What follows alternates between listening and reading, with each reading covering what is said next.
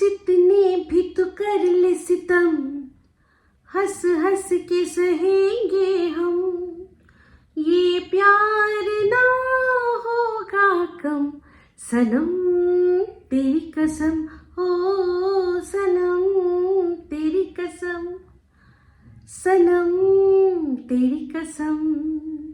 High, আমি Ipsita, welcome back to my channel. চলে এসেছি একটা নতুন ভিডিও নিয়ে। তো আজকে ভিডিও শুরুতে ইন্ট্রোডাকশনে এই যে গানটা গাইলাম, এই গানটা কেন গাইলাম বলুন তো?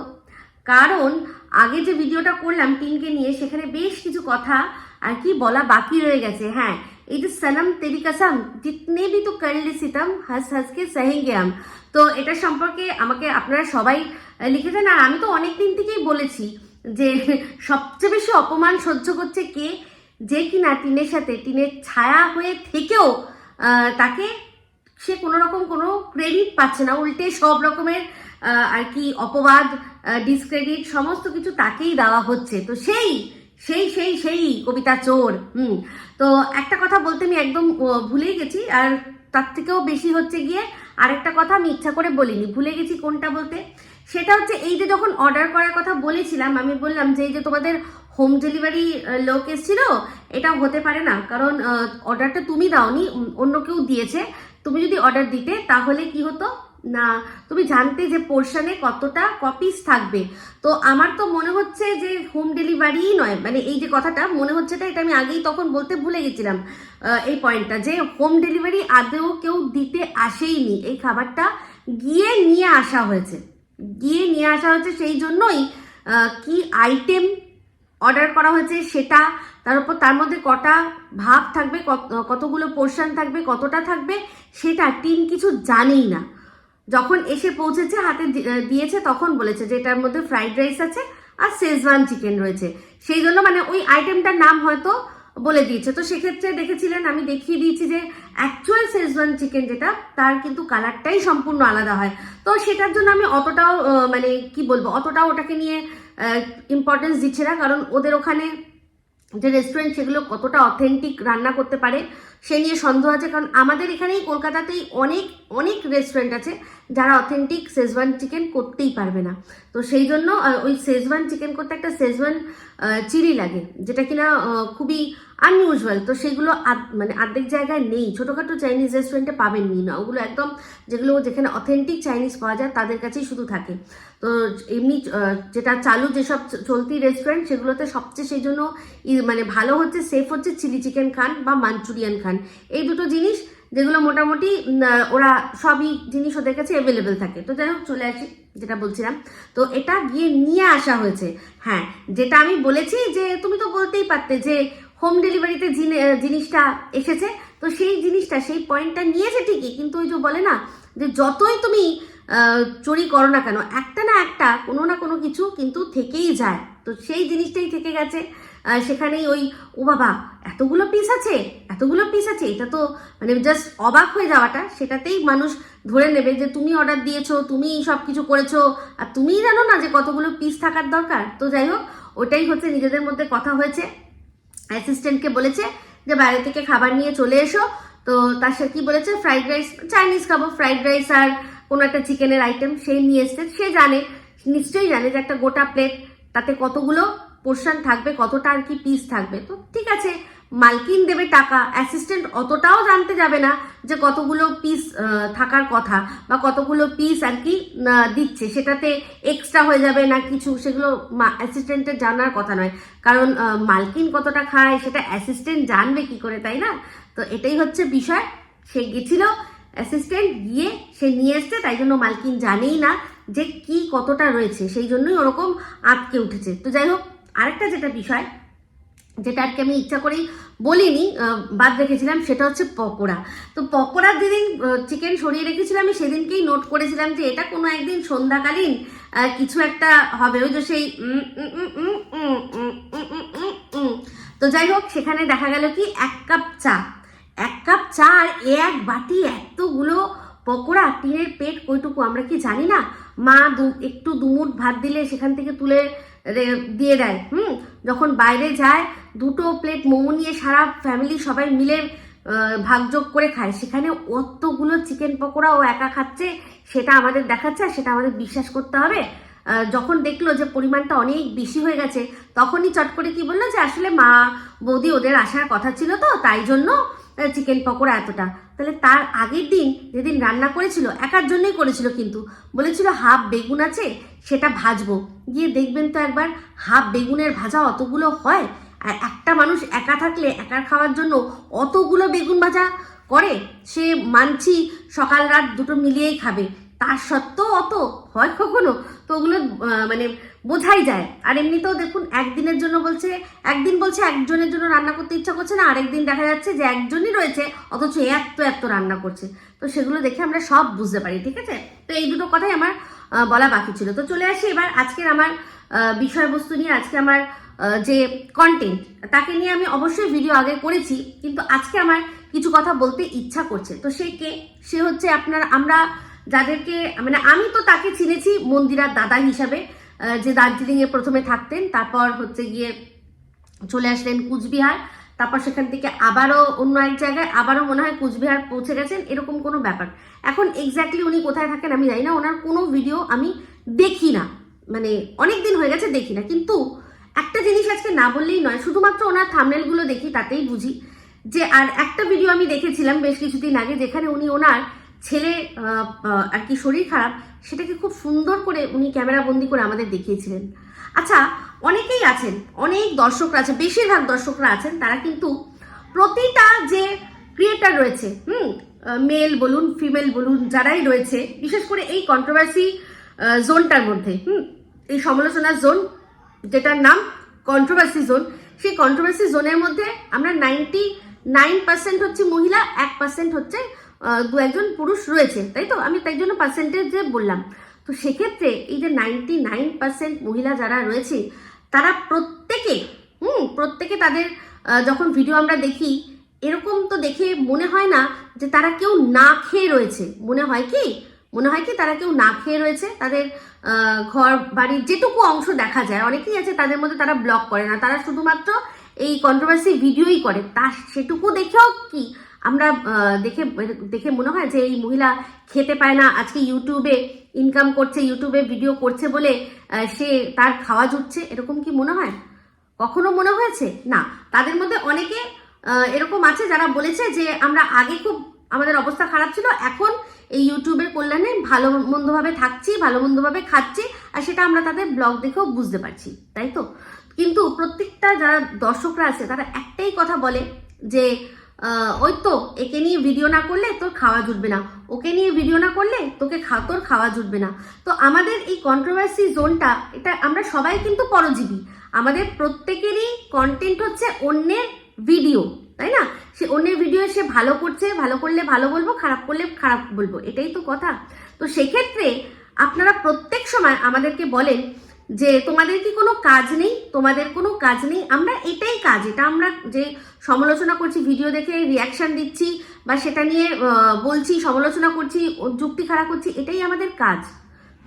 আমরা আমাদের সবাই আমরা ঘরের সংসার সামলে আমরা কি করছি না, ভিডিও করছি, সেখান থেকে যে ইনকামটা হচ্ছে সেটা আমরা যে যার মতো করে আমরা খরচা করছি। কিন্তু এটা তো সত্যি কথা, প্রত্যেকটা যে কন্ট্রোভার্সি চ্যানেল আছে, আপনারা যদি গিয়ে দেখেন হাইয়েস্ট কত পুরনো হতে পারে, সেটা কত পুরনো, 3 বছর, আমি মানে ধরছি, আরো যদি বিষয় ও খুব বেশি হলে 4 বছর, আমার মনে হয় 4 বছর আগে তো কেউ বিশেষ ছিলই না, খুব যদি বেশি হয় তাহলে এটা এই 3 বছরে আস্তে আস্তে আর গত 2 বছরে একদম জোর সোর্সে এই জিনিসটা এসেছে, আর সবাই এটাকে মান্যতাও দিয়েছে যে হ্যাঁ এরকম একটা জায়গা রয়েছে, তাই তো? তো সেক্ষেত্রে তার আগে কি তারা আমরা খেতে পেতাম না?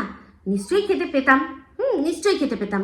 তো সেক্ষেত্রে আর একটা কথাও শোনা যায় যে যারাই এখানে ভিডিও করে তাদের নাকি বরের ইনকাম নেই, তাই জন্য তারা ভিডিও করে।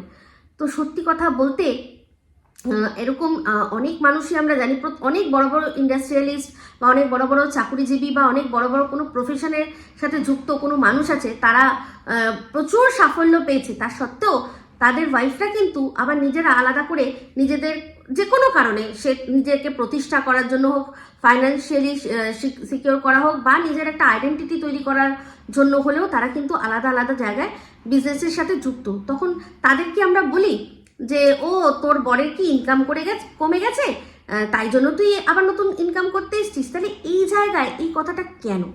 আমি একটা উপমা দিয়ে বলি, যেমন ধরুন আম্বানি তার সে ব্যবসা করছে, তার বউ আলাদা করে ব্যবসা করছে। শাহরুখ খানের কি পয়সার অভাব আছে না? তার ইনকাম কমে গেছে যে তার বউকে আজ থেকে অনেক বছর আগের থেকেই সে প্রোডাকশন হাউস খুলেছে রেড চিলিজের নামে। তাছাড়াও সে একাধারে সে হচ্ছে ইন্টেরিয়ার ডেকোরেটর, সে নিজের হোটেল খুলেছে, দুবাইতে খুলেছে, মুম্বাইতে খুলেছে, সে তো সেগুলো বিজনেস করছে, ইনকাম করছে। আপনারা কি গিয়ে কখনো বলেন যে আচ্ছা আপনার বরের কি ইনকাম কম আছে তাই জন্য কি আপনি ইনকাম করছেন? তা বলেন না তো। এরকম আমি দুজনের নাম বললাম, এখানে আমি যেহেতু সেলিব্রিটিদের নাম বলছি কারণ আমাদের সাথে তাদের তুলনা করছি না, তার যাতে আপনাদের বুঝতে সুবিধা হয়। এরকম প্রত্যেকেই কিন্তু রয়েছে, প্রত্যেকেই প্রত্যেকে আর কি, যারা অন্য কোনো ক্ষেত্রে ইনকাম করে তার সত্ত্বেও তারা সাইডে কোনো না কোনো বিজনেস, কোনো না কোনো কিছু করে। তো সেটা সবসময় যে ইনকাম নেই তাই জন্যই করতে হবে এরকম কোনো ব্যাপার নয়। একটা জায়গা পাওয়া গেছে, একটা প্ল্যাটফর্ম পাওয়া গেছে, সেখানটাকে যদি সুন্দর করে শুধুমাত্র সমালোচনা তো সব জায়গাতেই চলে। আজকে যখন ইউটিউব ছিল না তখনও সেই যুগেও পাড়ার চারপাশে কয়েকজন বসে কার বাড়িতে কি হলো, কোথায় কি জিনিসটা আনইউজুয়াল, তারা আলোচনা করতো, সমালোচনা করতো, তাই না? সেটা তো বরাবর চলে এসছে।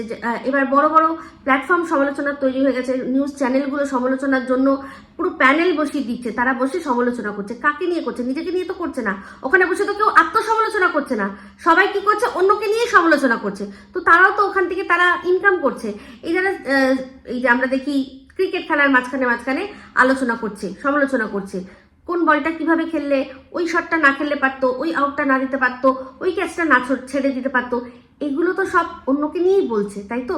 সেগুলো তো আমরা শুনছি। তাহলে সেক্ষেত্রে যে ভিডিওটা পাবলিক রয়েছে, যেটা আপনি দেখতে পাচ্ছেন, সেটা নিয়ে যদি সমালোচনা হয় আর সেটা নিয়ে ভিডিও করা হয়, তার জন্য এই জিনিসটা কেন আসবে যে তোমার ইনকাম নেই বা তোমার বরের ইনকাম নেই তাই জন্য তুমি এই জিনিসটা করছো? কি বোকা না? তো যাই হোক, আমি আজকে এই যাকে নিয়ে কথা বলছি তাকে নিয়ে কথাগুলো বলার জন্য এই কথাগুলো বলা খুব প্রয়োজন ছিল। তো বুঝতেই পারছেন, এই মন্দিরার যে দাদা, তিনি একজন WBCS অফিসার, আমি যতদূর জানি।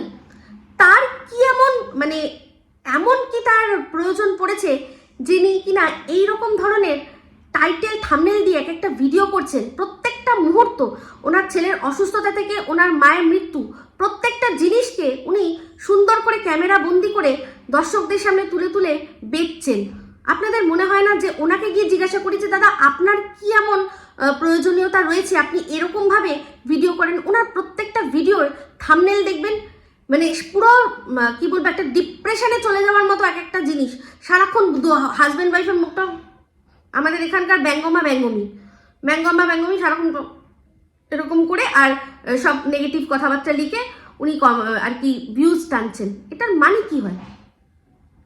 উনি তো একজন সরকারি কর্মচারী, তাই না? তো সেক্ষেত্রে হতেই পারে ওনার ভালো লাগতে পারে, উনি ওনার জীবনশৈলী দেখালেন, কিন্তু তাহলে বেচার জন্য এইরকম মরিয়া হওয়ার কি আছে? ওনাকে জিজ্ঞাসা করতে ইচ্ছা করে না আপনাদের? যে ওনাকে জিজ্ঞাসা করি যে আপনি তো চাকরি করেন, আপনি তার জন্য স্যালারি ড্র করেন, আমাদের ইনকাম ট্যাক্সের টাকায় আপনি স্যালারি ড্র করেন, তাহলে আপনি এত সময় কি করে পান? সব দিকে আপনি সব কিছু সেগুলোকে এরকমভাবে আর কি তুলে ধরছেন। সবচেয়ে বাজে লাগলো আমার, যেই জন্য উনি এতদিন যা করছিলেন, সবচেয়ে খারাপ লাগলো যে এমনভাবে একটা থাম্বনেল দিয়েছে যাতে সবাই দৌড়ে ছুটে এসে দেখতে চায় যে মন্দিরার যিনি আর কি শ্বশুর মশাই, তিনি মনে হয় অসুস্থ হয়ে ভেন্টিলেশনে পৌঁছে গেছেন। এইরকম ধরনের একটা বিশ্রী উনি দিয়েছেন থাম্বনেল। কিসের জন্য? লোক টানার জন্য, ভিউজের জন্য। আপনাদের ওনাকে জিজ্ঞাসা করতে ইচ্ছা করে না যে দাদা আপনার কিসের এত প্রয়োজন আছে? আপনি যা চাকরি করেন, আপনি যা স্যালারি ড্র করেন, তারপরেও এইভাবে মানুষ ডেকে ডাকার কি মানে আছে? হ্যাঁ, আপনি খুব সুন্দর রিলস বানান, রোম্যান্টিক ভালো রিলস বানান, আপনি গান সেটা ঠিক আছে। আপনি আপনার যে জীবনশৈলী সেটা দিয়ে মানুষের মধ্যে পজিটিভিটি ছড়ান, কিন্তু সারাক্ষণ একটা ডিপ্রেশনের মতো করে মুখ দিয়ে একটা প্রত্যেকটা ইমোশনকে এরকম ভাবে বেচার মানেটা কি হয়? এই জিনিসটা সত্যি আমার খুব খারাপ লেগেছে, খুব চোখে লেগেছে। আর আমি ভাবি যে যারা আমাদেরকে এরকম ভাবে কথা বলেন, হ্যাঁ, এই যে আমি আমার উপমা দিয়েই বলছি, আমার হাজব্যান্ড একজন ব্যবসায়ী, স্বাধীন ব্যবসায়ী। তার স্বাধীন ব্যবসায় তার সেই ক্ষমতাটা আছে, সে কখন মনে করবে যাবে, কখন মনে করবে যাবে না। হ্যাঁ, সেটা সংসার চালাচ্ছে, সুন্দরভাবে চালাচ্ছে। তার সত্ত্বেও আমার হাজব্যান্ডের কাজ নিয়ে মানুষ মানে প্রশ্ন করে, আপনাদের উচিত এনার কাজ নিয়ে প্রশ্ন করা, কারণ উনি আমাদের ট্যাক্সের টাকায় আর কি স্যালারি ড্র করেন। আমার হাজব্যান্ড যেটা ইনকাম করে সেটা সম্পূর্ণ আমাদের ফ্যামিলির, এখানে কোনো অন্য বিষয় আপনাদের কোনো বিষয় নয়। কিন্তু উনি যে কাজটা করছেন, যে চাকরিটা করছেন, সেটা কত ঠিকভাবে করছেন ওনাকে বরং জিজ্ঞাসা করার আপনাদের উচিত, যে দাদা আপনি তো এত সুন্দর করে ব্লগ করছেন, গান করছেন, রিলস করছেন, সবকিছু দেখছি, কাজটা আপনি যেটা করছেন সেটা কতটা ঠিকভাবে করছেন ওনাকে জিজ্ঞাসা করুন। আপনারা যেখানে দরকার সঠিক জায়গায় সঠিক প্রশ্ন না করে শুধুমাত্র এই কন্ট্রোভার্সি ক্রিয়েটার যারা রয়েছে, যাদেরকে পছন্দ করেন তাদেরকে বাহবা দেন, আর আপনাদের যেটা মনে পছন্দ হয় না, যে কথাগুলো যে ক্রিয়েটার বলে, তাকে একটাই কথা, যে তার কোনো কাজ নেই, তার হাজবেন্ডের কোনো কাজ নেই, এই ধরনের। তো এগুলো বলুন, এগুলো কি ঠিক? তো যাই হোক, আমার এই কথাগুলো আমি অনেকদিন ধরেই ভাবছিলাম বলবো। ওনার কন্টেন্ট নিয়ে আমি দেখি না, আমার কোনো ইচ্ছা নেই, শুধু টাইটেল থাম্বনেলগুলোই দেখি, তাতেই বুঝি যে উনি সারাক্ষণ যেন মনে হয় যে একটা ডিপ্রেশন, একটা দুঃখ, হ্যাঁ মানে একটা দুঃখ বিলাসী ব্যাপার, সবকিছু সারাক্ষণ শুধু দুঃখ, কষ্ট, যন্ত্রণা, এইগুলোই উনি বিক্রি করতে ওয়াইটিতে এসছেন। পজিটিভিটি, সুন্দর করে কিভাবে হেসে খেলে মানুষ থাকতে পারে, ওনার ওই থাম্বনেলটা দেখে ক্লিকই করতে ইচ্ছা করবে না, ক্লিক করতে ইচ্ছা করবে না, যারা আর কি হ্যাপি আছে। এবার যারা হয়তো ওনার চেয়েও খারাপ যারা রয়েছে, তারা হয়তো দেখবে দেখি আমি খারাপ রয়েছি, দেখি এর চেয়েও আমার চেয়েও খারাপ কে রয়েছে, এটা হয়তো উনি হয়তো সেটা ভাবছেন। কিন্তু জানি না, এটা আমার ঠিক ভালো লাগে না। ওনার প্যাশন আছে, উনি সুন্দর করে নিজের লাইফস্টাইলটাই দেখালে আমার মনে হয় ভালো, কিন্তু শুধুমাত্র লোক টানার জন্য এরকমভাবে অন্যের বাবাকে অসুস্থ করে হসপিটালে ভেন্টিলেশনে পাঠিয়ে দেওয়াটা কোনোভাবেই সমর্থন করতে পারিনি, কোনোভাবেই সেটা মেনে নিতে পারিনি। এটা আমার ভীষণ খারাপ লেগেছে, এটা সত্যি নিন্দনীয় বিষয়। তো উনি মনে হয় প্রথম যে আর কি থাম্বনেলটা দিয়েছিলেন সেটা উনি বদলে দিয়েছেন, কিন্তু তাতে কোনো লাভ হয় না, দর্শকরা যা বোঝার বুঝে যায়। তো যাই হোক, এইটুকুই বলার ছিল, এটুকুই বললাম এই ভিডিওটার মধ্যে। যদি ভালো লাগে তাহলে অবশ্যই লাইক, শেয়ার, কমেন্ট করতে ভুলবেন না। যারা চ্যানেলটা সাবস্ক্রাইব করেননি তারা সাবস্ক্রাইব করে নেবেন। সবাই ভালো থাকবেন, সুস্থ থাকবেন। আবার আসছি খুব শীঘ্রই একটা নতুন ভিডিও নিয়ে। টাটা।